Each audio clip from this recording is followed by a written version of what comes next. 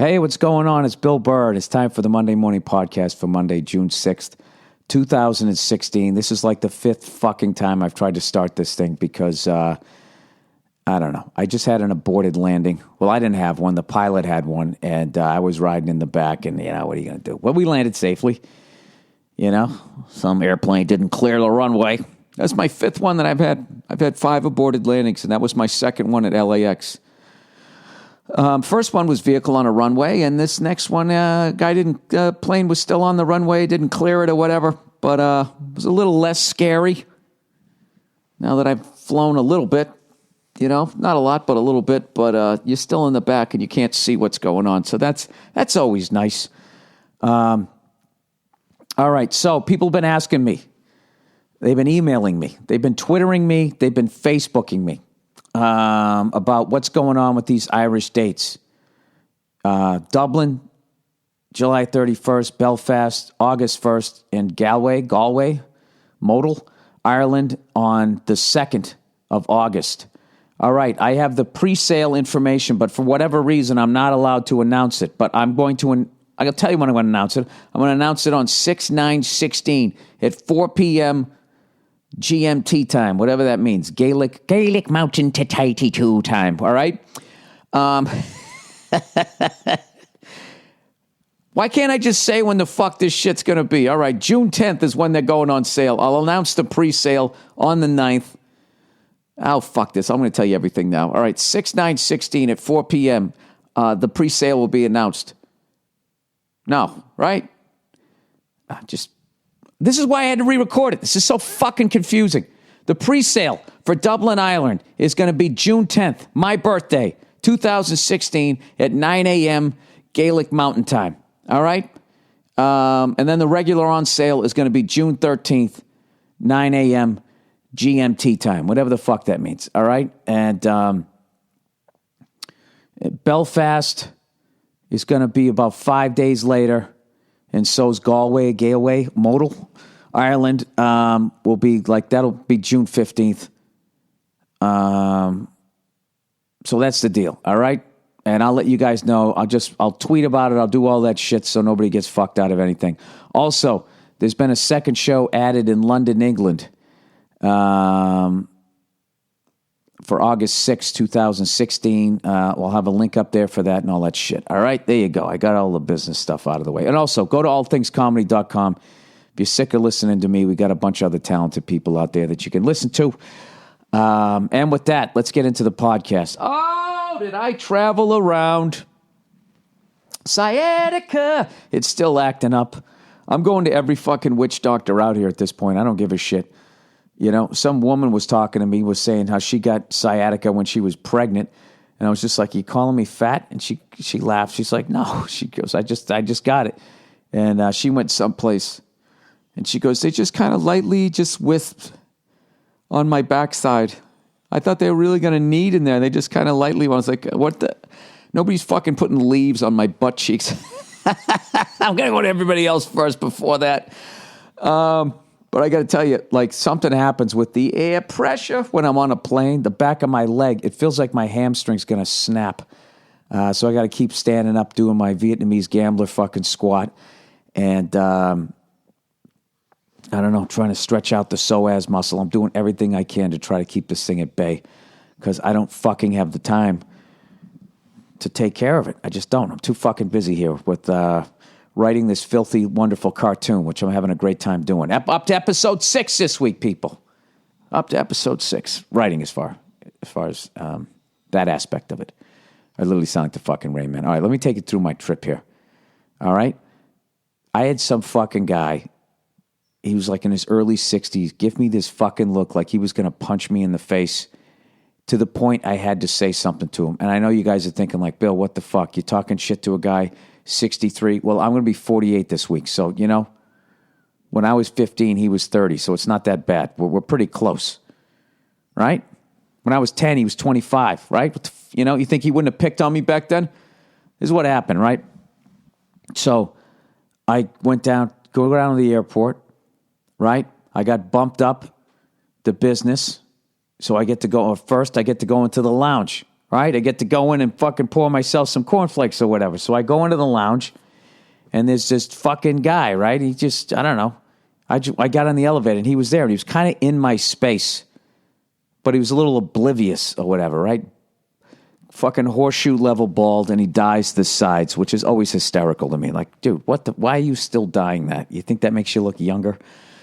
So anyways, it's like it's before 5 in the morning, because that's what time my flight is. And, I go up to the lounge and I set my shit down. He goes his other way. I'm not even thinking about this guy. And then I'm walking over to where the cereal is, and so's he.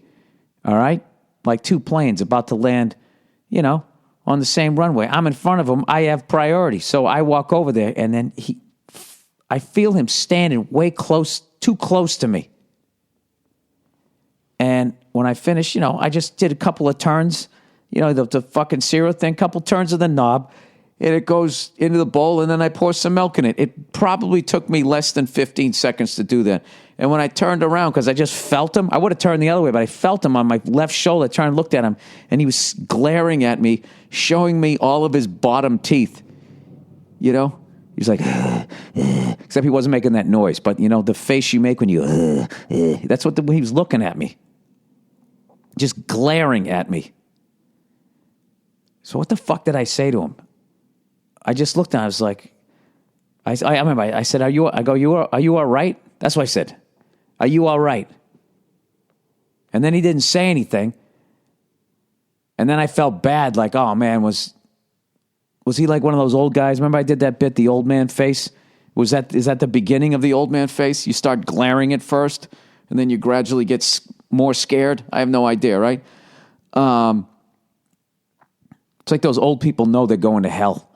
They're thinking back on their life, and they're trying to think that they have enough time to say enough Hail Marys, and they just realize they can't. They're like, ah! They probably saw ghosts and saw those creepy things coming up from hell. So anyways, he didn't say anything. So I walk away, and I'm thinking feeling bad, like, oh man, I just fucking yelled at that I didn't yell at the old guy, but I kind of gave him shit, so I felt bad. Then I went over to sit down, and then he gets his fucking cereal.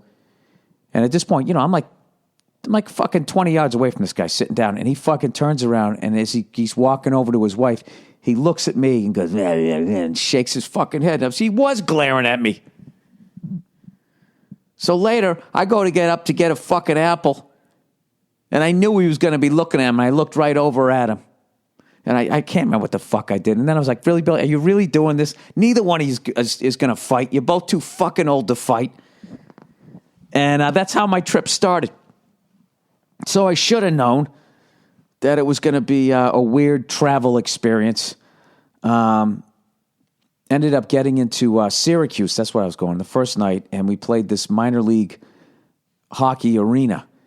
And I didn't know at the time until I got there, they actually filmed, that's where they filmed Slapshot, a lot of it, when they did all the stuff. I'm listening to the fucking song when they were on like the ice and everything. So that was cool as shit.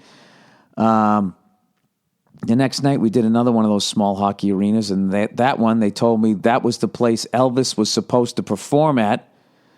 But he died the day before. That was his next concert.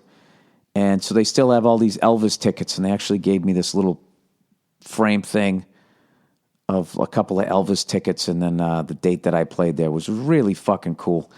Where the fuck did I go after that? Oh, then I went down to, I was driving from Portland back to fucking Albany. Who's kidding who? I wasn't. Fucking Verzi was riding. We were in this SUV, and I was laying down in the back seat because my fucking leg was killing me. This shit's really starting to scare me, man. Like, how fucking long is this going to take? I've been dealing with this shit since February. Every time I start to turn the corner, I got to get on a plane again. So people always stare at me, too, when I stand up on the plane. I squat down. I don't even give a fuck. And they're just looking at me. I told you the last time this guy asked me if I was praying. So, anyways, then the final show last night was in Albany. But I actually, when we drove from Portland, which so many memories came back. When we went over that bridge, we went over this bridge in where you go from New Hampshire to Maine. And I remember I used to fucking, one of my first girlfriends used to live over there, right on the other side of that. Well, she didn't live there. She lived down in the Boston area, but she had like family up there. I remember going up and over that bridge. I always think of that shit. I always think about the ticket that I got on the fucking turnpike up there, driving my piece of shit truck back, the Comedy Connection up there, all of that shit. And I got to tell you, man, just living out here in L.A., I hope people in New York, Vermont, New Hampshire, and Western Mass, and Maine, I hope they realize how fucking lucky they are to live where it rains and there's all that lush land. I'm so fucking jealous of that shit. Like when I came back, when we were driving from Portland to Albany, I actually went down to the Boston area to visit some family and friends and stop off at one of my favorite pizza places. And we ended up coming down Route 1. And the fucking memories that were coming back. There was this strip club up there. There was the Hilltop Steakhouse, which they've now completely knocked down. I hope that sign, because it's still up, that giant fucking cactus, I hope somehow, like, that thing is protected. You know what I mean? You know what's funny? That's like one of those dumb things they'll sell on fucking eBay for like $1 million, and they'll say like 15 people are watching this. You know? Do you know like back in the day how they used to catch people with warrants? They would just have like during like a fight or something, they would just advertise, hey, you're the 20th person to order this. Come down here and claim your free gift. And they'd call these people up and they would all go down and claim the gifts, and there'd be all these people standing around down there, and then the cops would just walk in and they'd fucking arrest everybody. They should fucking do that with dumb shit like that on eBay, like the Hilltop Steakhouse, right? There's 15 people watching it. Those 15 people should immediately be audited. Who the fuck's got $1 million to blow on a giant lit up cactus? I mean, everybody wants it. Well, not everybody. I'd love to have that fucking thing. You know, get yourself a spread out in the middle of nowhere. You have a giant lit up cactus. Your friends come over, right? Just make a right at the giant cactus. You know, you get a nickname out of it. Oh, Cactus Chris, he's fucking crazy. But nobody has the money to do that shit, right? Like, I went on eBay, right? And I was, I don't know what the fuck I was looking. I was trying to, kill the flight now. Now you can, go online. So I was just looking up random shit like humidors, even though I've gotten cigars mostly out of my life. I was just looking them up because I think they're fucking cool, right? Oh, I know what I was doing. I was looking at Cigar Aficionado, and they had all these,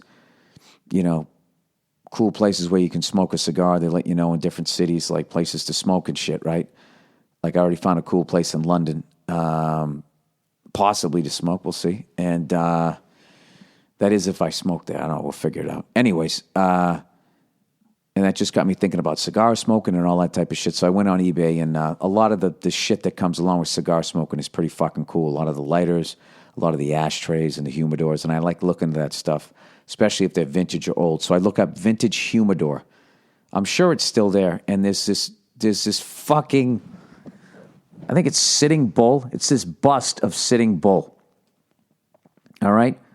That's what the fucking humidor is. It's a bust of Sitting Bull.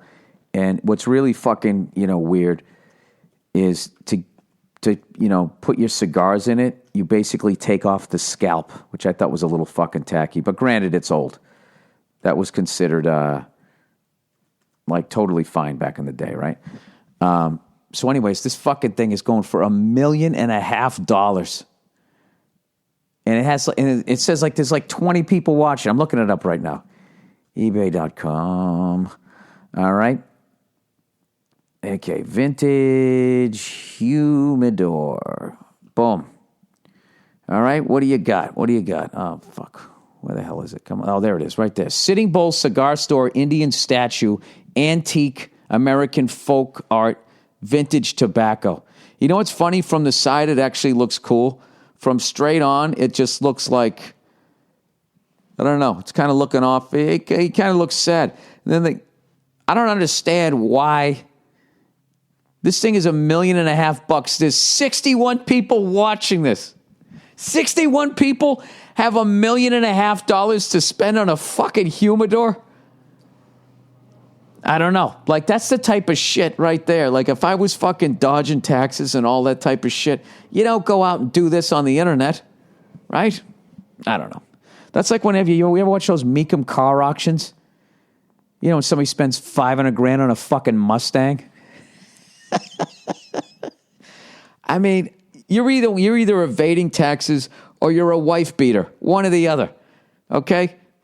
You're either cheating the fucking system or your wife is scared to death of you that she'll let you fucking do that, blow $1.5 million on a humidor. Look at it, honey. Isn't it great? It's sitting bone. Look at the top of his head comes off.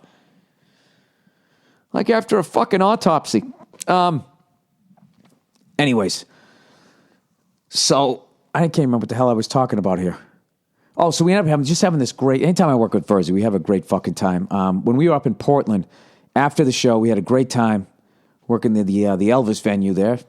And we ended up going up to this bar afterwards. And Game 3 of the Stanley Cup Finals and the UFC fights were both on. And Jesus Christ, Dan fucking Henderson. Did you guys see that knockout? That was like some Born Identity shit. He threw a kick, went past the guy, and then fucking threw an elbow like he was training in a phone booth. I've never seen anything like that. It reminded me a long time ago, I saw a UFC fighter basically throw a left hook, but he did it with his knee. He fucking got rocked in the head. I think it was that guy they used to call the little ball of hate. The hell was his name? He was one of my favorite fighters back then, right? He had hair dyed like bright red, fire engine red, and he got rocked, and he started to go down, and the other guy was so excited to jump on him, start hitting him, that he kind of just went in with his hands down a little bit, and the fucking guy was able to regroup, and I can't explain it. He threw it, he kneed the guy in the head, but he like came from the side. He threw a hook. This fucking guy went down. Gave him the old right there, Fred, with the left knee. Dan Anderson, the same fucking thing. This guy he was getting punched in the head repeatedly, and everybody in the bar was going, oh, right? And I'm yelling. And I actually, for once, because I don't know shit about fighting, I'm going, he's fucking eating those punches, though. Look at him. And the next thing you know, he kicks the guy in the fucking head. He kicked him in the head, and then somehow he was like parallel to the guy's head. And he gave me a fucking there with the elbow, and the guy just went down. That was it. Over. And then the coolest thing ever was his family was there. You know? Tell me you don't have the coolest dad ever. Guy goes shirtless in the ring, eats fucking 12 punches to the head, and then knocks the other guy out. You know what's funny? He was in better shape than his kids. He's a 45-year-old guy. He should have the dad bod. He's up there shredded. His kids are coming up, He's making them look soft. Not saying they were soft. I'm just saying, usually by the time you're 45, you have 3-4 kids. You just got that 600-yard stare like you don't give a fuck if you're eating a Twinkie or a fucking tube sock, And this guy's up there just was shredded.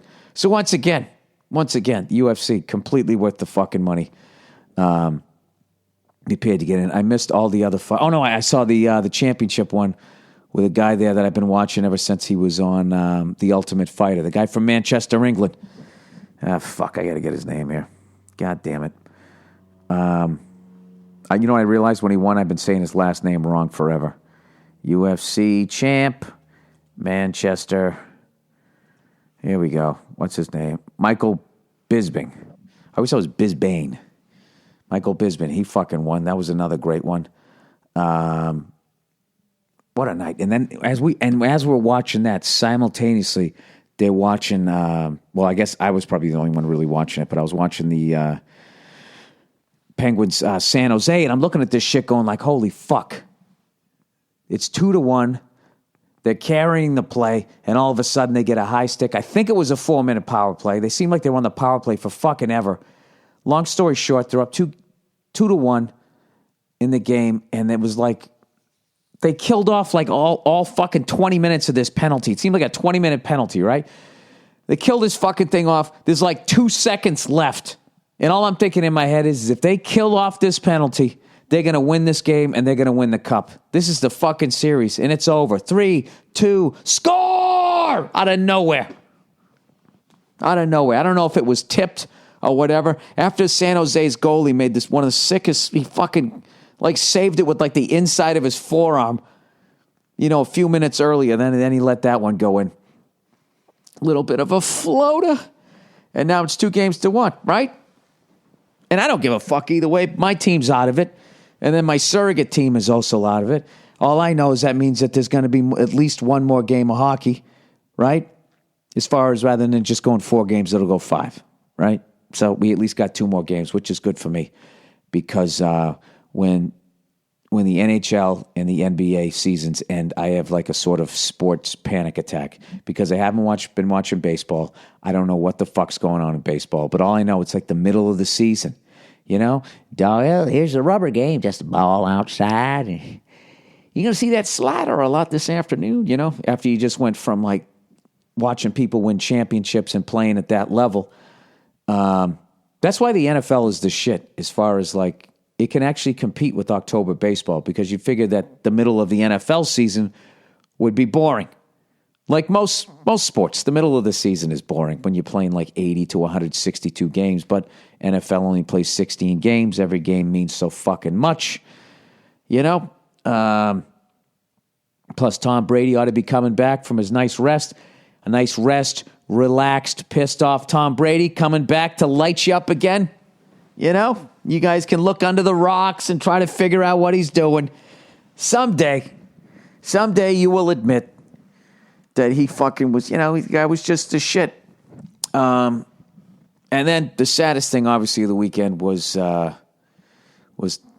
death of Muhammad Ali, man. That guy, if you've never watched When We Were Kings, I used to own that thing, and I wore it out. I had it on VHS, then I had it on DVD. I've watched it so many fucking times. I don't even know how to put the guy into words. It was literally like whenever I watched it, I was like, I have not done shit with my life. The guy was unbelievable. And when I tweeted, greatest of all time, greatest athlete, ambassador, human being of all time, and all these, Twitter cunts, come on, Bill, he hit things in a ring. It's like, no, he didn't. He didn't. He did so much stuff beyond that. Like, this is how great Muhammad Ali was. Like when I said greatest human ever, it said, really, they're like better than Gandhi? And it's like, exactly. Exactly. If I said fucking Tom Brady, greatest ever, you're just going to bring up other quarterbacks. You had to bring up fucking Gandhi. This is a goddamn athlete. That's a good comparison because he was doing Gandhi shit outside of the ring and he could knock out anybody in the world. The guy could hold court in the poorest of the poor right up to the White House. When he walked in, he lit up the room. Everybody shut up and you never forgot it. And on top of that, he was one of the greatest fighters of all time, if not the greatest. And I got so much out of when I used to watch that, when he was talking all that shit. It was like he was almost, as much as he was talking shit, it was like self-help. It's not the way it's done today, where today it's just all like, it's all perverted. You know what I mean? It's like, what's going to happen if you say the crazy shit. You know that you're hyping the fight. You know that you're going to get a sneaker deal. You know all this money's coming. I'm not saying that he didn't know that on some level, but the shit that guy went through, if you watch some of those early, especially the ones that are in black and white, the fucking white reporters are so goddamn racist, it's like ridiculous. I remember he's just going and going and going, and this white guy's getting fucking mad. He just hates his confidence. This guy, like, if this guy could have got sent into the future, he'd be a hater on Twitter. So he finally just goes, do you ever stop talking? And Ali said something like, no, because I'm knocking out all bums. And if you keep talking, I'm knocking you out too. And it was the greatest. He just fucking pissed the guy off. And he knew what the guy was doing. And he was able to navigate all that. I know everybody says all the terrible shit that he did to Joe Frazier, but nobody gets out of this life without some bad shit. Everybody's done some bad shit. You know what I mean? But I don't know, man. He still had a good run, though. 74 years. I used to watch him when I was a kid, man. That's how fucking old I am. That's what's freaking me out now, is all these people that were like in their 20s and 30s when I was a kid are now dying of like fucking old age and shit. David Bowie, Muhammad Ali.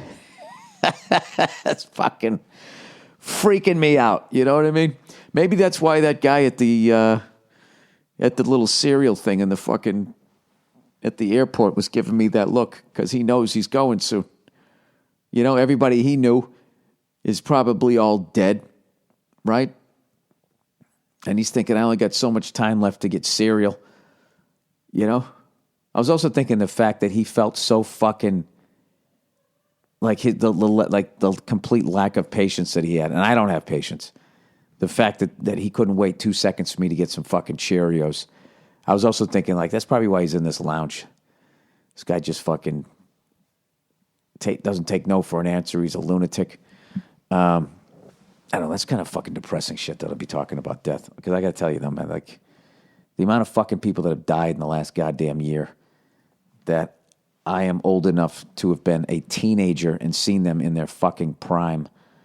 How about that Prince shit, huh? Another person lost to the opiates and stuff. I just can't believe. It's not like I can't believe it. But the fact that they actually come at him and they come at fame and celebrity and all that type of shit.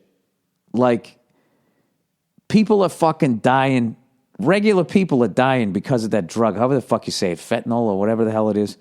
They get it, then the prescription runs out. They're addicted to opiates, and then they get on heroin.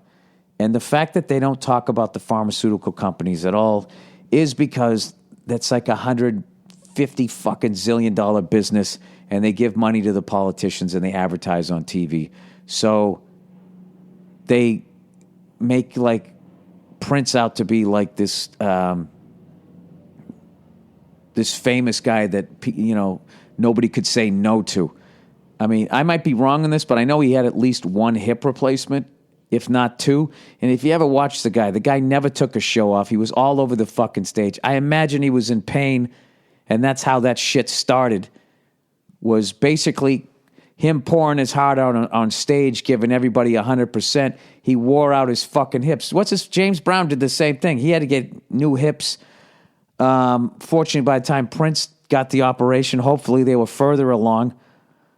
And but I imagine he still had all kinds of pain, and then that's my guess. But for the fact that people came at him, some people, the way that they came at him was, I don't know, considering the shows and the music that he left us, that was really fucking, I don't know, it's a little below the belt, though, when you say, I think that's a little below the belt. Hey, have you guys seen this YouTube video? My name is John Dacre. You got to watch this thing. I apologize because it's going to be in your fucking head for the rest of time. I'll post the video to my Twitter account. He's singing Amore, and he can't remember how to sing. Listen. That's Amore.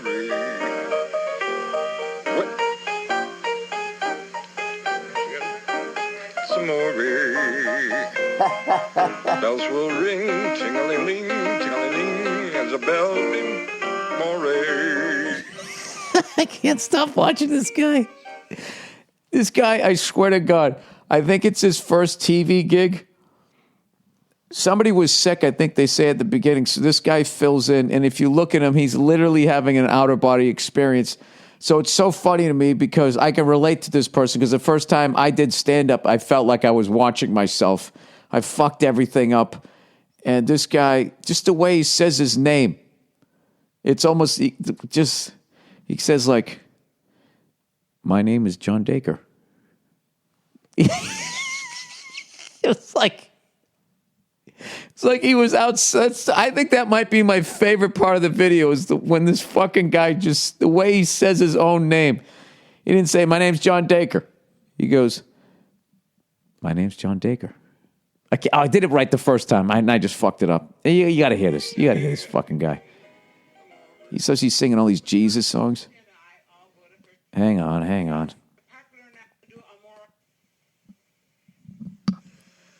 My name is John Dacre. That's the funniest shit ever. My name's John Dacre. It's like he's watching his life. Like he already died. And then he came back and he just got to... Like first time he ever realized, my name is John Dacre.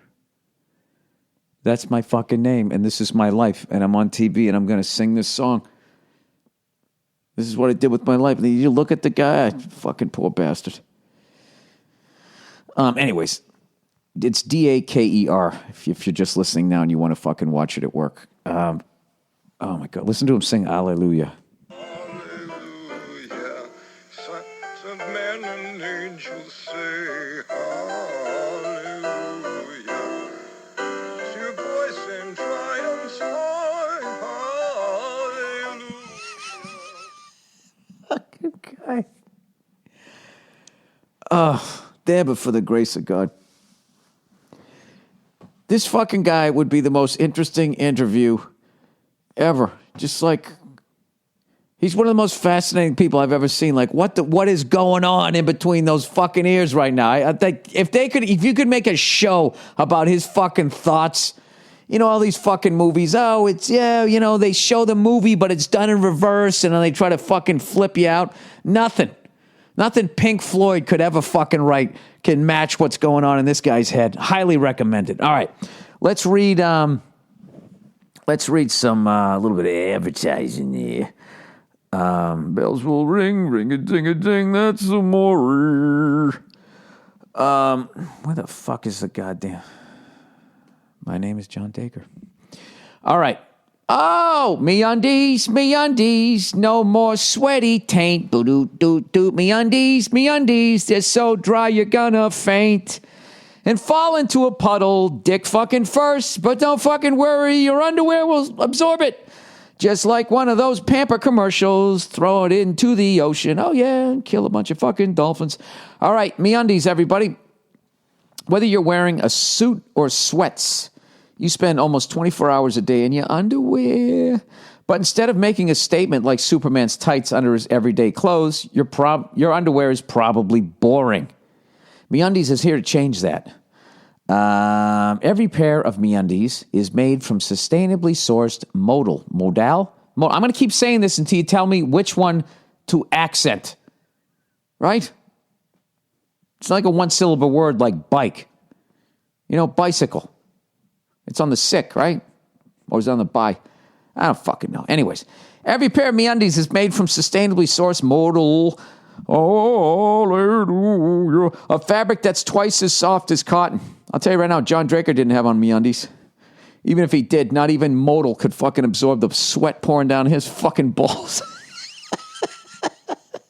Nothing can describe the fit and the feels of MeUndies.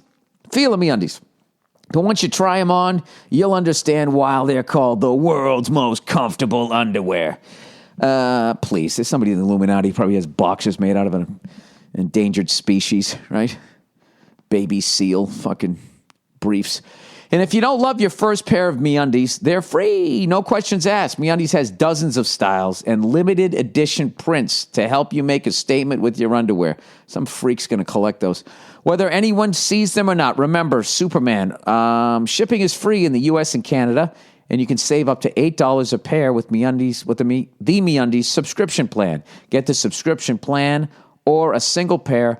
Get 20% off your first order when you go to MeUndies.com/Burr. That's MeUndies.com/Burr for 20% off your first order.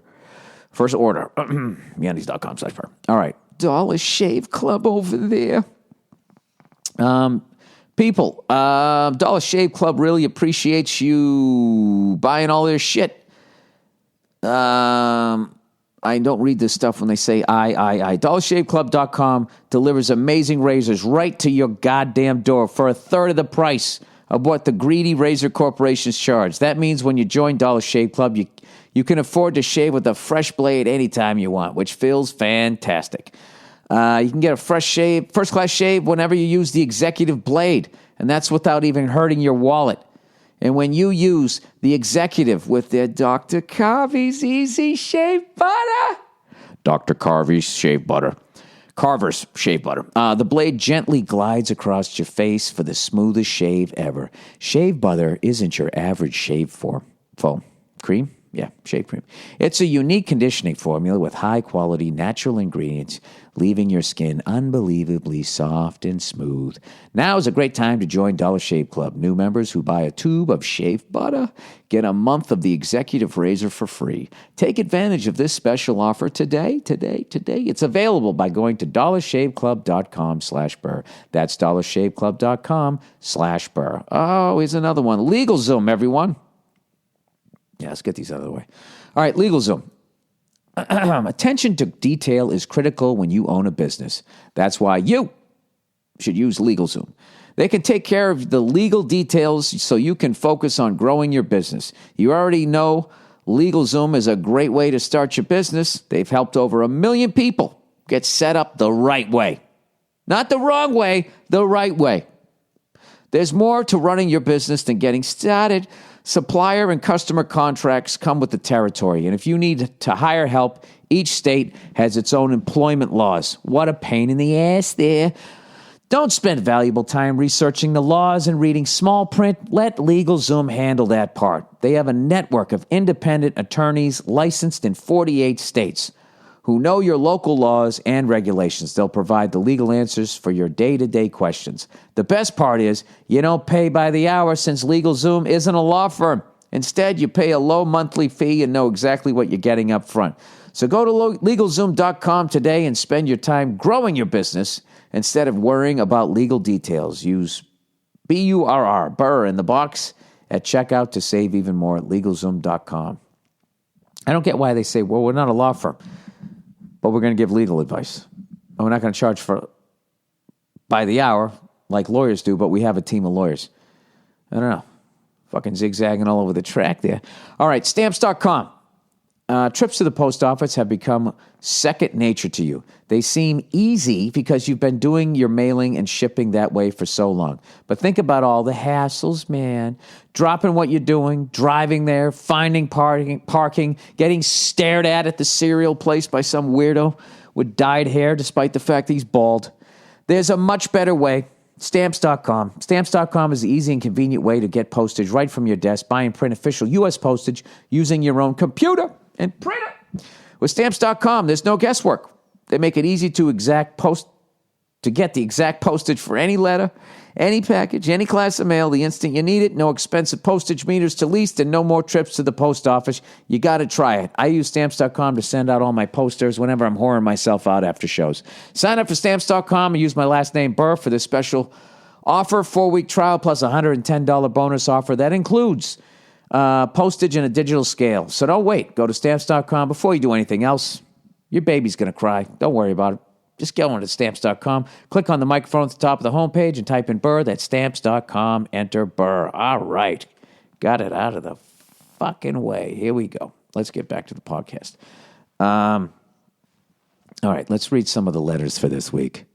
We're going to read some of the... Oh, before I do, though, the... Jesus Christ.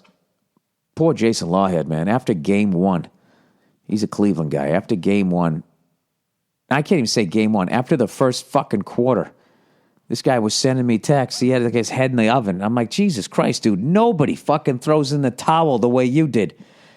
I remember back-to-back years. I think in 84, the Lakers came out and blew out the Celtics in game one, and we came back and beat them. And then the very next year, we blew them out in game one, won by like 15, 20 fucking points, and then the Lakers won. So I was like, for fuck's sakes. The Bruins were down 0-2 to Vancouver. We ended up winning 4 the next 5, and we fucking hoisted up the cup. Stop being such a negative Nelly. And then, after the game 2, when they lost by like fucking 30 or 35, I wrote back to him, all right, maybe you got a point. Yeah. I never say this after 2 games, but this series is fucking over. It's over, man. Just go down. If you live in Oakland, just go fucking find a good spot for the championship parade. This is, I don't know. Maybe they go back to Cleveland and then, all the positivity from their fans seeps into. I'm kidding. Here's a question I got for you guys. I didn't get why Trump got into so much fucking trouble. Well, you know what? I know because he's a dope, but like this stuff that they were saying that he said something racist, right? About the the judge, Mexican-American judge, right? Something about the fucking wall. This is what I like to do. On a hot-button issue like this, I'm just going to wade right in with barely even knowing the facts. It says, Donald Trump's attacks on the judge are racist. He's quite literally saying the judge can't do his job because of his ethnicity. This is the definition of racism. I guess there was some debate going on about that wall that he wants to build, and this judge who's Mexican-American was going to rule on it, and I think Trump said that he didn't want him to because he was Mexican, he was going to be biased. So everybody said that was racist. So here's my question as Joe 12-pack. I'm not Joe 6-pack. Joe 12-pack. Basically what he did there, as far as I could tell, is how they pick juries. Isn't that how they always pick a jury? You know what I mean? Like if you go down for jury duty and the defendant is black, as a white dude, I'm not going to get picked for this jury. Or the defendant attorney doesn't want me on there, right? Isn't that how they pick the whole OJ? That's how they always do it. If it's a domestic violence case, let's try to get as many women there as possible. You know? I think they hide it by going, because I think that they can understand women also. No, they're hoping to win the fucking case. So what they do is they stack the deck with enough people of the same ilk as the defendant, right? Now, don't they do that? Am I nuts here? I believe that that's what they do. So I thought it was kind of ironic that they, within the court system, that if Trump is saying that it's like Trump's picking his jury to try to get the fucking wall, and what he wants is he wants a bunch of fucking white people who like a white guy who goes, I'm going to make this country great again. You watch how great it's going to be. Like, he wants the mouth-breathing morons that like him on his jury. That's all he was saying as far as I could tell, right? Not saying the guy's not racist, but I thought that one, they were stretching the bounds a little bit. Now, I'm just asking a fucking question here before you fucking edit this thing and make me look like the next Hitler. But I was watching that story. I was just going like, yeah, that's kind of how courts work. That's kind of exactly how it works. And not to mention when the OJ verdict came in, white people were like, what the fuck? And black people were freaking out having a parade. That's why they do it, right? Everybody watches it, and you put yourself in the position of whoever's there. I watched the OJ trial. I got my throat slashed, right? Black people watch it, and they go, yeah, I got off. That's how I look at it. I don't know. And I don't think that's wrong either. It's like watching sports, except it's people's freedom. Anyway. All right, Scandinavia. Hey, Billy Burballs. Is it true that you're not going to come to Scandinavia? Me and my lady are huge fans and was really hoping for you to come to Sweden this summer/fall. I just need to know if I need to book some plane tickets to the Netherlands. Then this is going to cost me like $1,000 for us to see your shit, but I'll bet it's worth it. But I just need to know if you're planning to come to Scandinavia some point in the future otherwise. Love your shit and looking forward to F is for Family Season 2. Well, thank you very much. F is for Family Season 2 is the reason why on this trip I'm not going to Scandinavia. So, like, there's, like, 3 chunks, okay? There's My Pasty People, which is coming in first, you know, just like the jury. Does this mean I'm a racist the way I'm touring against other white people? No, it's just how it worked out. And then I probably do the Scandinavian thing next, and then hopefully Eastern Europe. That's what I am hoping to do. The show takes up way more time than I thought it would, but like I had a list of 29 cities that wanted to bring me over there, and I could have gone on a month-long fucking crazy-ass tour. I've broken it up into 2, but I think the way my workload is now, I have to break it into 3. But like, I am absolutely coming back there again. It's a beautiful country. I love it, you know? Who the fuck doesn't want to go there? I've been there like 2 or 3 times, and I'll definitely come back. I just don't know when. I can't promise you as to when, but I am definitely going to come back, and I don't know. Other than that, I don't have any more information. So save your money, dude. Don't blow $1,000. Don't blow $1,000 coming to see me with my shit and dick jokes. I'll come your way. All right, don't worry about it. Okay, X-Men Billboard. Hey, Billiam, this is fucking nerd shit, so please bear with me. There's a new X-Men movie, and Rose McGowan, the chick who used to date Marilyn Manson, has her tits in an uproar over this billboard because between Mystique, a woman, and Apocalypse, a dude. If you don't want to click on the link from some weirdo, you don't know, no problem. Just picture a blue dude holding up a naked blue woman by the throat to the point her feet aren't on the ground. Context: Apocalypse, the dude, is a badass villain in the movie, and Mystique, the woman, is the leading lady and badass heroine in the movie. Here's the problem. Rose McGowan says this is promoting violence against women, which I feel is horseshit. Here's why. If it was Hugh Jackman / Wolverine being choked out and held up, no problem. The point of the poster is to show how dangerous / how much of a threat the villain is. It's not a political statement. Here's my issue with this, though. How does a studio / movie maker win? Suppose Wolverine was the leading hero. Women would be complaining that it's always a man as the hero, and women are more like backup or support roles. I mean, Mystique is badass. She's leading the fight against this guy. To me, that's empowering to women. She isn't a sex symbol in the movie, though Jennifer Lawrence, who plays her, is really attractive. She's just strong and a leader. All I can think is that they wanted her standing... All I can think is that they want her standing on the neck of the villain, but that's fucking stupid for promotional posters. You couldn't have her be the villain and holding up a man hero, because that would be some kind of anti-woman, all women are evil campaign instead, right? Well, you lost me here. You couldn't have her be the villain and holding up a man hero. Oh, I see. If the female character was evil and then was holding up the guy character, they couldn't do that, because then they would be saying it would be considered anti-women, all women are evil. I guess what bothers me is that it just seems like there's no way to please any non-white male lately. Women wanted a strong female hero. They got one, but she's in danger of the villain, a man. Somehow that equals violence on women, when it's really just about violence in general, or war, or conflict, or whatever. I mean, the dude isn't slapping her for overcooking his steak. He's trying to conquer the world. She's trying to stop him, and he's choking her ass. How is that a gender issue?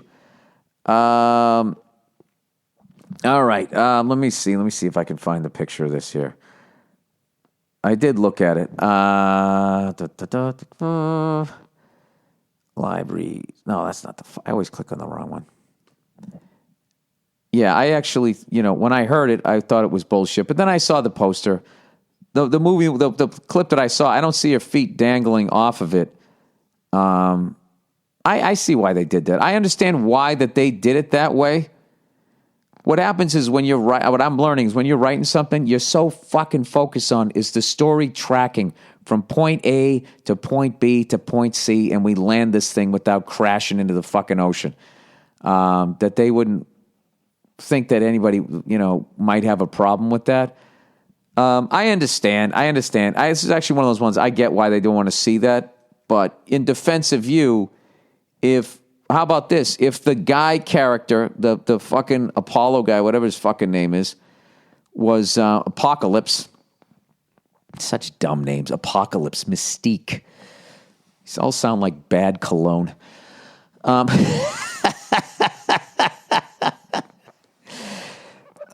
Anyways, if Apocalypse was holding the Wolverine Hugh Jackman by the throat, now would that be promoting male-on-male violence? Would there be more barroom brawls because of that?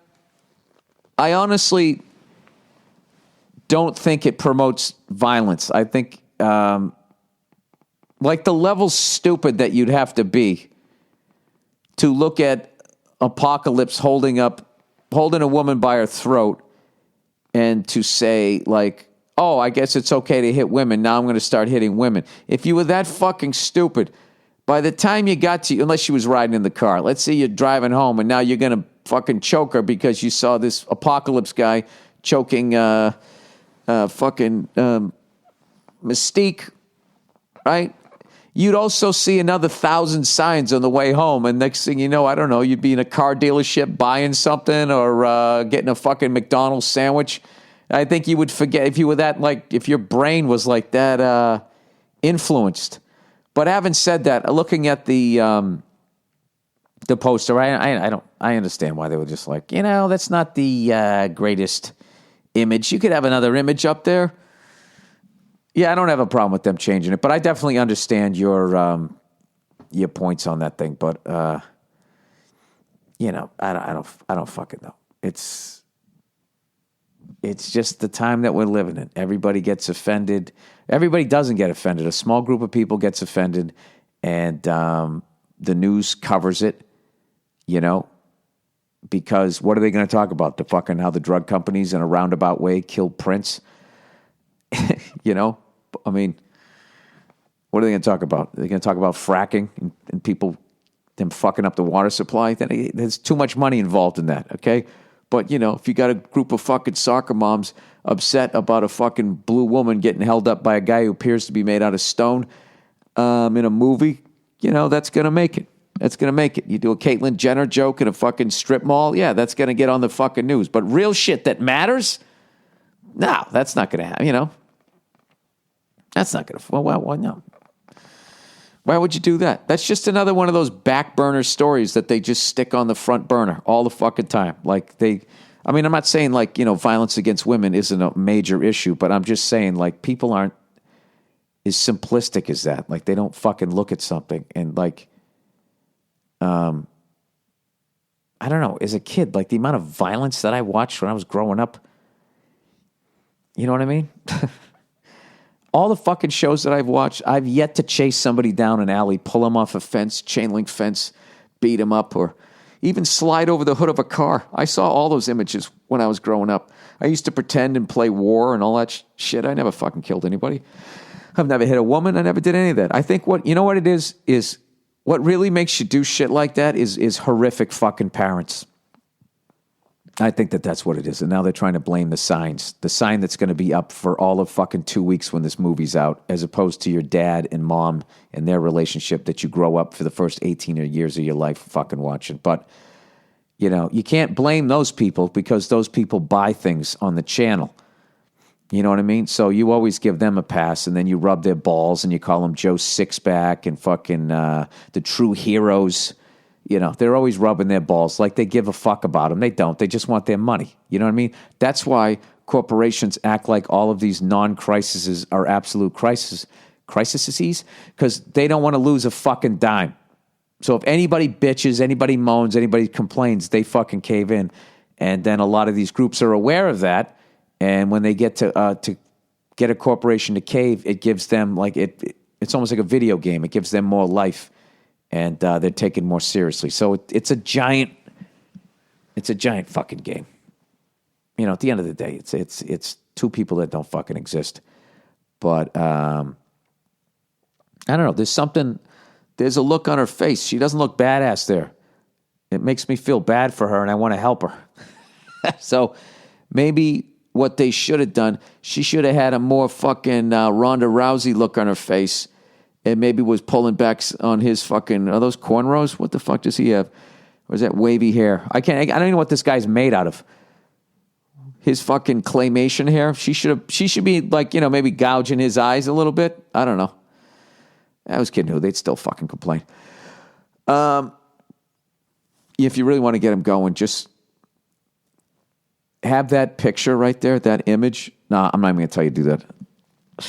Because there's no sense of humor anymore. I was gonna say that maybe you could take that image and say like, no, don't, Bill, don't. It's don't. Ask me at a show. I'll tell you what I was gonna say. All right, hey Billy Dope, Billy the fucking Dope. Can women forget Mr. Nice Guy persona? Hey, I'm really having a difficult reading today. All right, big fan from Lithuania. That's another one on the list that I got to get to. You're a great comedian. It would be great if you ever decided to do your stand-up here in the Baltics. That will happen at some point in my career, hopefully sooner rather than later. All right, the guy says, I got this dilemma. Can a woman forget your past as a nice guy? One of my former classmates is coming back to my hometown on summer vacation for a few weeks, and let's say I'd like to get intimate with her while she's here. Now, the thing is, when we were still in school, I had a mad crush on this girl for years. However, shit didn't work out because I didn't know how the life works, how the females work, and also I was a little bitch, Mr. Nice Guy. I'd beat my younger self if that was possible. All right, you're doing some good therapy here. But over the years that I've spent in our capital city, I can safely say that my view and attitude towards females and masculinity has changed significantly. What do you think? Can a woman brush off the image of a nice guy, or are you forever marked with the certain character traits in her eyes? Yeah, I think you're kind of fucked. Just put it this way, like, take like the actor that played like Urkel or something like that. It's like you typecast, you know? And Urkel could literally become an army fucking ranger and then leave the military, and when he went to go do a fucking action movie, they'd be, fucking Urkel, give me a fucking break, right? It just, the problem is, what you got to do, look, you always got to take a bet. What you're going to have to do when you get up there is you're going to have to crowd the plate. No, I'm kidding. You're going to have to be significantly different to raise any sort of intrigue in her. You know what I mean? Because she probably just wants to meet up with you, you know, have a couple of ciders or whatever those drinks women have when they know that they're not going to fuck you, you know, one of those fucking, I want to feel warm. You know, they have that stupid sweater that covers their hands too, and they drink it with both hands out of a mug, you know, and it's just fucking over, right? They're like, you know, hitting more on the waiter than they don't even listen to you. You're going to have to, like, I don't know what you got to do. Go buy yourself a Raiders of the Lost Ark leather jacket. You got to try to come in and act like you've been fucking doing. So this is the thing. This is what's going to fuck you, is you want this woman too bad. All right? You got to not give a fuck. Don't be a dick, but just go in there and just, hey, what's going on? What have you been up to? You know, and then talk up some of the shit you're doing. You know, I don't know, look at your phone. This broad, she's driving me crazy. I got the ladies all over me. I don't know, dude, I don't know what to tell you on this one. Once you're typecast, it's fucking over, dude. You got to go behind the camera here. You got to start directing or some shit, because I don't know what to tell you. This is what I would do. Just know this. Going into it, you're fucked. All right? So there's no pressure. Who gives a shit? And, I don't know, make her laugh and just tell her, you know what, I always had a crush on you, but I used to be a bitch, but I'm not a bitch anymore. So what do you say? What do you say you come over here and jump on my fucking... No, you can't go that way. But, yeah, I would... Yeah, man, that's a tough one. That's a tough one. You know, maybe that's it. Just trash your former self. Yeah, I used to be a bitch, you know. I don't know how to do it, dude. You know what? You stumped me. Somewhere in there. I think the whole not giving a fuck and then trashing your former self and then just telling her that you had a crush on her. Who knows, dude? Maybe, I don't know. There's a chance maybe she liked you back then, or I don't know. Women got that thing though, dude. Once you're the fucking friend, it's over, dude. It's over. You're fucking. The lovely Nia. Nia, you know we need you. Who's we? Me and this guy from Lithuania. I'll tell you really quickly. Grab one of those cords. All right, Jesus. All right, as you're plugging in, I'll tell you. This guy basically in Lithuania, he used to be a bitch he used to be Mr. Nice Guy. So he didn't get any of the nice, as Tracy Morgan would say, right? So he whatever. He had a crush on this chick, and she got put in the friend zone, as Chris Rock would say. I'm just going to quote every black comedian here. And You plugged in? There we go. And you're putting the windscreen on. And it's really loud and annoying to the listeners. Oh, I'm sorry, there we everybody. Go. The lovely Nia, everybody. Hi. Yeah, so basically, he had a crush on this girl. He was a nice guy. He got put in the friend zone. And now she's coming back to town. He's now lived in the city. He understands the male-female dynamic better. Okay. And the way he's wording this, he's been doing all right for himself. But he still wants to bang this woman. His question is, once you're in the friend zone like that, is it possible to get out of it? Absolutely. It is? Oh, wow, okay, because I was going like, I don't know. I was saying you're like typecast. You're like Urkel. And now you want to be the star of an action movie. But I think you can, but it's all predicated on your behavior. Like, you don't gotta all of a sudden start acting like an aloof jerk or anything like that. So I told him to buy a Raiders of the Lost Ark waist-length leather jacket, maybe get a hat. Is that... And a whip. Yeah. Is that bad? I just think maybe you're a little less available, perhaps.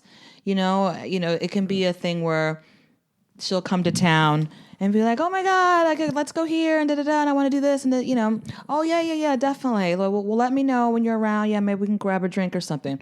Keep it cash, and don't go in there like, so I've been fucking a lot of broads since you left."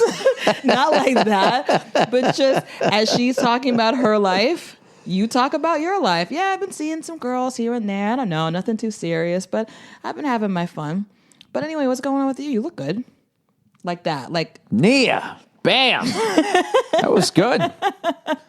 Oh, were you enjoying that just then? That little interaction? No, I enjoying the advice. Yeah, okay. That was good. Thank you. That was I was stammering. I was like, you might have to just fucking. I said, your best thing you got going is you got no shot. So just don't give a fuck and just go in there and just be like. But I think that's also true too. You have to not give. You can't go into it with expectations of anything. Yeah, you either fuck or you don't. I think you just be normal, be a friend like you have been. But I think I have a friend who often gets friend zoned, and I'm always telling him that he needs to make himself less available because he always makes himself available. What does that do psychologically to women always when you're less available?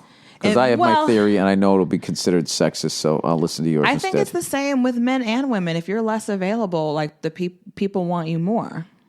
I think that's just how life is. People like the hunt. I think men like the hunt a little more. So I think you should. I never liked the hunt. Really? If someone was like a pain, I'd be like, oh, hey, I'd be like, yeah, you're not a hunter. I was like, you're more of a gatherer.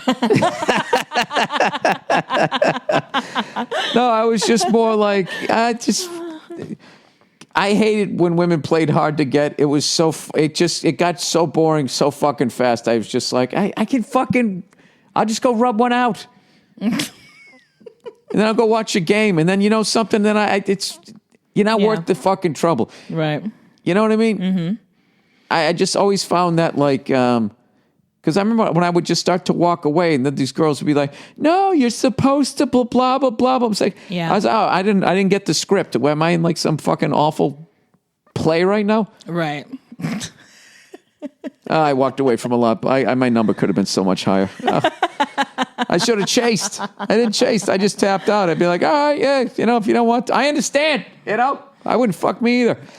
Oh, honey. All right. Oh, no, don't say that about yourself. People like you. All right. Hey, Bill Dill Pickle. I love a good sandwich. My question to you is, if you were a sandwich, what type of sandwich would you be? I think you already answered this one. If you could eat only one sandwich for the rest of your life, what would you be? All right, Nia.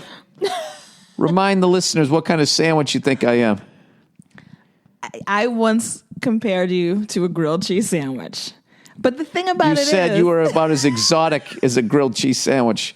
I was talking about that if I ever went to prison. Yes. The fact that I was a redhead. Right. For the first time in my life, I might be considered exotic. Yeah. I thought you were grossly overestimating. I was joking about the fact of how quickly I would be sexually assaulted in there.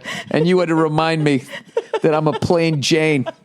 There wasn't even tomatoes on that fucking grilled cheese sandwich. You'd think with the hair I would have got something. Fuck. All right. So what sandwich would you like to eat for the rest of your... I know the sandwich that I could... This sounds like this question came out of Cosmo. If you were a sandwich, what kind of sandwich would you be? And if you could only eat one sandwich for the rest of your life, what would it be? No, we would never ask each other what kind of sandwich we'd want to be. We'd be like, what kind of dress are you? A classic little black dress? A cocktail dress? Oh. Or a gown for the Oscars, like that. Well, what about for the bigger girls? Guys. What about for the bigger girls? Would they What say, about the bigger girls? are you a car cover with spaghetti straps? Stop. Stop. Well, I didn't like how they're just feeding your fucking egos like you're all these... yeah, you know what? I get what they're doing. They're trying to sell magazines. Anyway, what kind of sandwich would you be? Velveeta. If I was a pair of pants, I'd be clam diggers. I saw like 4 or 5 guys wearing those fucking things. Oh, this weekend? Yeah. Like those guys who have the Hitler Youth haircuts and then they're just walking around with their calves up. In the fucking airport. It's just the funniest thing ever. I don't know why it's not socioacceptable. Just point at their legs and start laughing. It's just me. All right. I love a good sandwich too. Okay. What would I be? I don't know. My freckles and all that. I'd probably be a lobster roll. Lobster?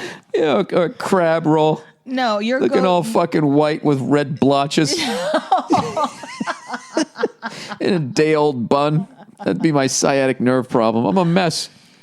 It's true. Like, there are certain white people, they definitely take on the hue of a boiled lobster when they have too much sun. And that would be me.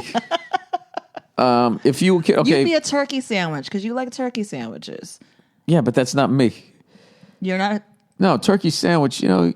People get excited and they're happy when turkey comes around. You know what I mean? I think you're a turkey sandwich because you're like Would reliable. you don't ever say that again. I think you're a turkey. You're reliable. You're satisfying. And when I talk, I make you go to sleep. Exactly. Yeah, when consumed, I make you sleepy. All right, if you could only eat one sandwich, Nia, for the rest of your life, what would it be? This feels like a Lifetime movie. Is a Philly cheesesteak considered a sandwich? Because you know that's my all-time favorite of all time. Well, I mean, it's not considered... breakfast. It's considered a cereal. All right, so yeah, a Philly cheesesteak. Remember, a hero is a sandwich, right? Or whatever the fuck they call them. Yeah, a hero sandwich. So, yeah. All right. If I could eat one Submarine sandwich for the rest of my life, I'd eat a peanut butter sandwich with butter. PB&J. Yeah, that's what I would have with a glass of fucking milk. Wait, you'd have jelly on it though, wouldn't you? No. I don't want to get fat. You put jelly on your I'm peanut butter fucking with you. If I could have just one for the rest of my fucking life, well, I don't have to eat it every day. Mm-hmm. Yeah, well, no, boy. not every day, but the only sandwich, when you're in the mood for a sandwich, you can only eat this particular sandwich. I don't know. An Italian sub? You like Italian sandwiches. Nah, then they put the oil all over and it feels like the bread's sweaty. You don't always have to get the oil.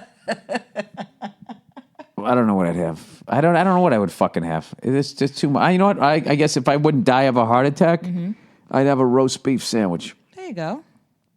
There you go, Bill. You're exciting. All right. Lady likes the belly. Billy, you bastard. Love the podcast. That's just funny, you bastard. Love the podcast, mate. Have been following your shenanigans for nearly 8 years. Hustling for tickets when you get here to London. I got my birthday on the 3rd of August, and we'll be cruising through to your gig on the 5th. That's nice. Caught you a couple years ago and gave you a cigar after the show at the Roundhouse in Camden. Who knows? Maybe you smoked it. Of course I did. Okay, so help me with this kind of weird dilemma of mine. Here's the deal. I'm 6'2", 6'3" on a good day. If he's feeling good about himself, he stands up straight. And I'm fairly trim. However, due to my love of cake, pie, and all things donut, I've packed on a mass in one specific area, my belly. Oh, God, that's the classic European fucking body. You know? Yeah. They got those 7th grader arms, and then they just got the fucking fish and chips belly. Yeah, I feel like they're generally a thinner people, but they like their pubs. And they like their, they're thinner because I think their food is higher quality, but they just don't go to the gym over there. They walk around a lot, though. All right. My brother loves it. They've nicknamed me Big Belly Bigsby. Call back to Chappelle's Clayton Bigsby. And I've become used to giving it a good old-fashioned slap from time to time. My lady loves it, too. She rubs it. Wants to fill up with her rabbit food. She's vegan, whatever, etc., etc. It's a mind fuck. Subverts the whole guy's got to have a pack vibe. You're losing me here. Anyways, I'm going to keep on going Michelangelo on this bitch and getting into shape at the risk of losing the fail-safe laughter of the day. What do you think? Yeah, dude, you don't want to be the fat guy who slaps his belly like a fucking walrus looking for a mate. And if you don't get it under control, it's going to get bigger and bigger, and it's going to be bad for your health. So trust me, your girlfriend might love the belly right now, but she's going to really love that six-pack. Oh, really? What if she's insecure? She's worried that he's going to go out and fucking start doing the full Monty someplace. They can both work and get the six-pack together, although she might already have it since she's a vegan. And that never happens. And to keep what? Couples can never work out. I'm not into it, but... Remember when we tried to work out? And I was just yelling, you push it out! You gotta want it! You don't remember that? No, we never worked out together like that. We would go to the gym together, and then we you separate. would do your thing, and That's I would what do we my always thing. do. Yeah. We go to a party. What do? We go in different directions. Separate ways, yeah. Yeah. I came here to have a good time. Not to be with the person I live with. I came here. Yeah, I live with you. I don't need to hang out with you at this party. So what's going on with you in this new environment? All right. Your girlfriend's going to love the six-pack, so keep at it. And, to keep a belly just so people can slap it around so you can be that guy at the party, after a while, that's pathetic. It's better to get shredded and be, real Michelangelo. Yeah, and then you get to walk around being a dick. Being aloof, You just, every time people talk to you, you pretend you're looking at something down the street with your fucking eyebrows up. Sorry, man, I just got to keep on moving, I'm like a shark. Did you talk about that poster? Yeah. No, I missed it. Yeah, the guy actually brought up a bunch of great points. Which is? Well, I don't know if you want to go back and read it. I don't remember. He was just saying that. If he was here's one that I made. If he was holding up Hugh Jackman, would that increase the chances of guys fighting other guys? I don't think it's about increasing, influencing people to do it. It's just it's just not a. It's well, not they a said great look. It isn't a great look. I don't think that it's a good poster. No. But I would say that I don't think it promotes violence against women. I wouldn't think so either. But although I'm not trying to speak for blue women, though. That's right. They can speak for themselves. No, I don't know. I saw that poster and I, first of all, couldn't tell it was a woman. But if I was well versed in that whole thing, I would be like, oh, that's such and such character. I don't know. But I think it's probably best that they they're all have a different poster. I was saying they're all named after discontinued colognes.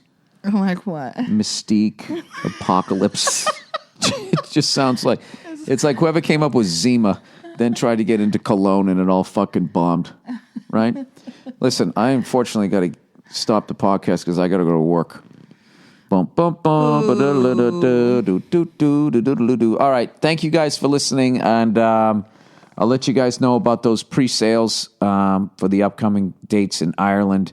And thank you to everybody that's been buying tickets in Scotland, in Amsterdam, in London, and a second show in London, Nene. That's so great. Yeah, and I found a cigar bar where I can fucking smoke a stick after. I love that town. Nice big picture of fucking, Winston Churchill or some shit would be wonderful. Right? We'll fight on the land. We'll fight on the sea. We will never surrender. Is that Winston Churchill? That's Iron Maiden. All right, with Winston Churchill in front. Okay. I think Aces High, I believe that was. All right. Go fuck yourselves. I'll check in on you on Thursday.